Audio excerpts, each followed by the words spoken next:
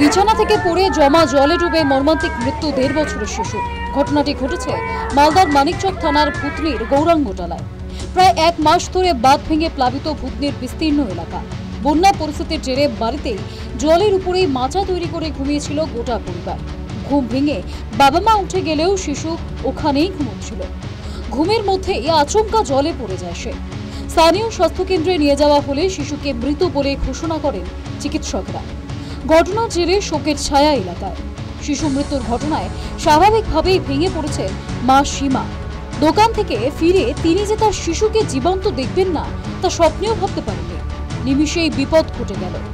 পরিবারের সদস্যদের দাবি, ভূতনির পশ্চিম রতনপুরের বাঁধ ভেঙে মানিকচক ব্লকের হিরানন্দপুর পঞ্চায়েতের উত্তর নন্দীটোলা গ্রামে জল ঢুকে পড়েছে। স্থানীয় বাড়ির মধ্যেও ঢুকে পড়েছে জল, আর তাতেই দুর্ঘটনা। 2 থেকে 3 দিন হয়ে গেলেও জল নামছে না। বৃহস্পতিবার সকালে শিশুটিকে একটি চৌকির মধ্যে ঘুম পাড়িয়ে পাশের দোকানে গিয়েছিলেন মা, কিন্তু শিশুটি কোনোভাবে বিছানা থেকে গড়িয়ে জলের মধ্যে পড়ে যায়।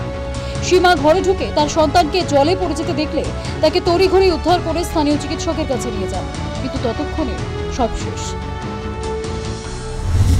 বাচ্চাটা খেলাধুলা করছিল, ওর দিদি ছিল, ওর মা একটু বাইরের দিকে গেছিল, সেই কারণে বাচ্চাটা পড়ে গেছে। বাচ্চা কোথায় পড়লো? কোথায় থেকে?